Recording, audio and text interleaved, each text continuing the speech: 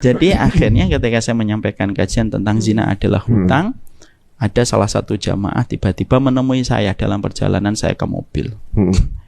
Lalu beliau mengatakan, saya minta waktu 5-10 menit Ustadz gitu. Ya, tapi saya sudah deg-degan. Jangan-jangan beliau curhat tentang tema yang tadi kita bahas. Dan betul, mengalirlah cerita beliau sama istrinya tidak dekat dengan beliau, tapi beliau mengatakan itu istri saya Ustaz, agak di tempat yang jauh. Ya, gimana Pak? Dia lalu berkata tentang masalah zina. Saya dulu sama istri saya sebelum menikah saya berzina. Terus istri saya hamil sebelum pernikahan, tapi akhirnya saya menikah dengan beliau. Dan qadarullah anak pertama kami perempuan. Dari hasil perzinahan itu perempuan. Hari ini kelas 3 SMP. Kelas 3 SMP itu kelas 9 hari ini.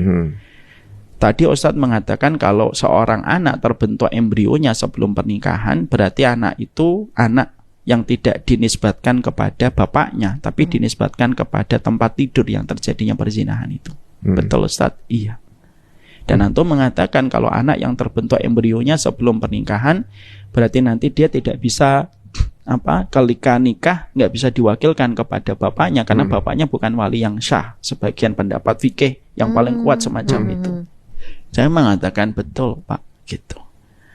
Terus beliau berkata, anak saya perempuan Ustadz, dan nanti kalau dia menikah saya tidak bisa menikahkan.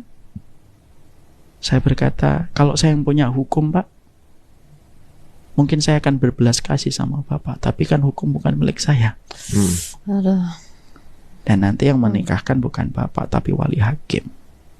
Saya sudah tobat, saya tahu karena Bapak ini saya kenal familiar. Kalau beliau sedang ngaji itu selalu di soft depan.